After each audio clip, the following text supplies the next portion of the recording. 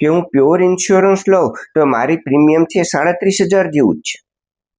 હું insurance with investment product બનાવવા માટે વધારાના 7,63,000 રૂપિયા ઇન્સ્યોરન્સ કંપનીને આપું છું. વધારાના જે મેં પૈસા આપ્યા એની ઉપર ઇન્સ્યોરન્સ કંપની કેટલું રિટર્ન જનરેટ કરીને આપે છે?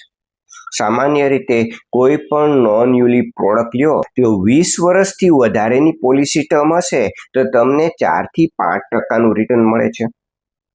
જો 20 વર્ષથી ઓછી ઇન્સ્યોરન્સ પોલિસીની ટર્મ હશે તો 2 થી 3% રિટર્ન મળે છે. કે હું 7,63,000 રૂપિયા ઇન્વેસ્ટમેન્ટ માટે ઇન્સ્યોરન્સ કંપનીને વધારે આપું છું અને મને 2 થી 5%નું જ રિટર્ન આપે છે. હું 7,63,000 ડાયરેક્ટ એની દર વર્ષે એફડી કરાવી દઉં તો અથવા તો પીપીએફમાં મૂકી દઉં તો મને 7 થી 8%નું આરામથી રિટર્ન મળે છે. તો મારે શા માટે ઇન્સ્યોરન્સ કંપનીને ઇન્વેસ્ટમેન્ટ કરવા માટે વધારાના પૈસા આપવા જોઈએ?